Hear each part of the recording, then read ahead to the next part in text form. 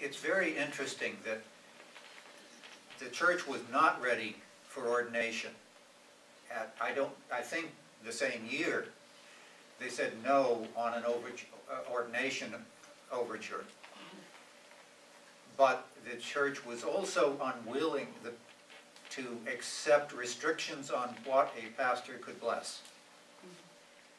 I mean, you're in the area of saying you cannot pray for. And that's slippery ground. That particular overture that Pat was talking about, at the same as the Long Beach, the piece that was difficult was that it was legislating, telling the session how they could use their building. Yes, right? correct. So it took away the local option of how you use your building, and that's, all sides voted that down in the same year that the other one went down.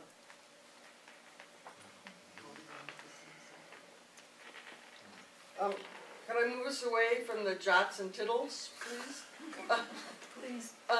Michael, I guess especially, I've been, I know why I've stayed in the church in the face of various things I've disagreed with and all this kind of thing, and decided, you know, nobody's going to drive me out. Could you just say a little more, what's given you the most hope? Why have you stayed here? Why have you stayed in the church? This is the tradition that loved me into faith.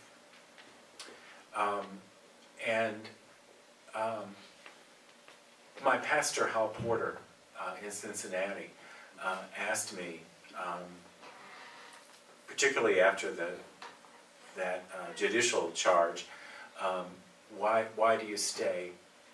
And it's because I know that the body of Christ is different from the institutional church. And so I can clearly separate in my heart and my life and my faith what the gospel is and what God's love is for all persons, and then our feeble attempts as an institution. So that's what's kept me, actually. And may I just tell one story? So I was 15. My mom was blind because of diabetes, and I got a hardship license to take her to the A&P grocery and to the beauty shop. It was very important for her to go to Tessie's beauty shop on Friday and to the A&P. And I had a friend that was Baptist, and I was sort of a Jesus kind of freak kind of kid, because I went to the Presbyterian church in the morning with my parents. I went to the Baptist church because they had, you know, a youth group and hot dogs and, you know, a choir. And I didn't know theological differences. I mean, they were a little scary, but but he invited me to a revival, and I didn't really know what I was getting into. So with all the faith of a 15-year-old, I went to this thing, and the evangelist, what a strange name, did a healing kind of thing. And then he said at the end of the service, if you're here and have anyone that you want to pray for to be healed, please come forward. And so I said to my friend Barry, well, let's go. And so we went to the front, and with all the faith that I had, I told the man that my mom was blind, and I wanted her to be able to see more than anything. And he prayed, and he promised, and he said when I got home, she would be able to see. And so with my 64 Volkswagen, I went home as fast as I could. I dropped Barry off. I raced into the house. My mom and dad were sitting as they always did. My dad in a lazy boy recliner over here doing the crossword puzzle. My mom was listening to the television and knitting. And she was still blind. And I went to my room, and my heart broke, because I thought, God doesn't love our family. And then I thought, I didn't pray enough, or maybe I didn't have enough faith. It was the longest night of my life. By the next morning, I realized that that guy was wrong. He should have never promised that. Of course God loved our family as much as God loved any family. And that my mom was a whole person, even if she couldn't see. And at that moment, what I realized is that difference between what people say and do and what God's Spirit is about.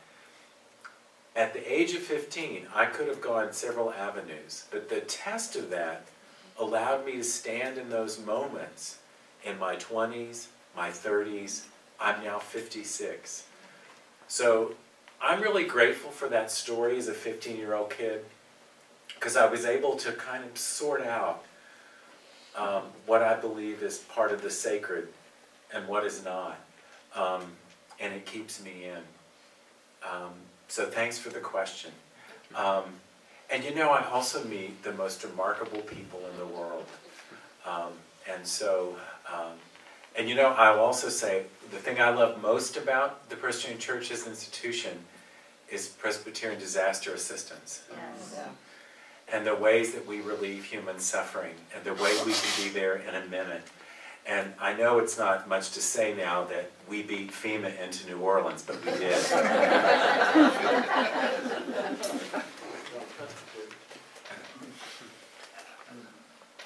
Michael, I don't know when it happened, but one has to recognize you as a teaching elder. And we're grateful.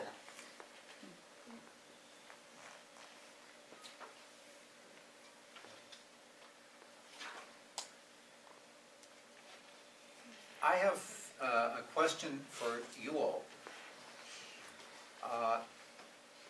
What do we want to do about the muddle we are in?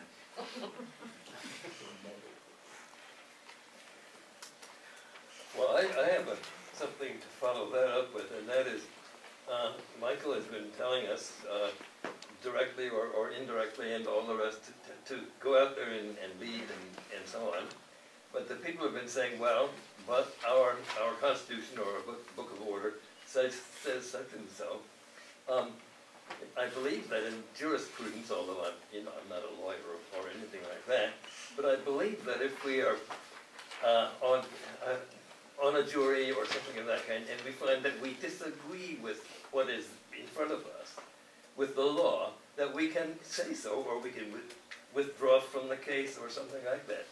Why hasn't that happened with our PJCs, in which there have been a lot of people who have said that, well, I don't agree with it, but this is what the Book of Order said. We actually have two options. One of them is every time the PJC votes, you certainly have the right to vote against the majority.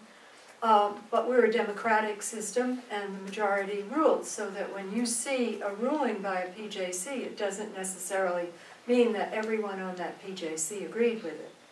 And if you feel strongly enough about not agreeing with the PJC ruling, you can file either a dissent, or if you feel very strongly about it, file a concurring opinion, so that you have the option of having your words recorded. In the Synod PJC case that we were talking about, we did have one person file a dissent, even though the ultimate ruling was probably perhaps not as strong as he would have liked to have seen it. That was his right.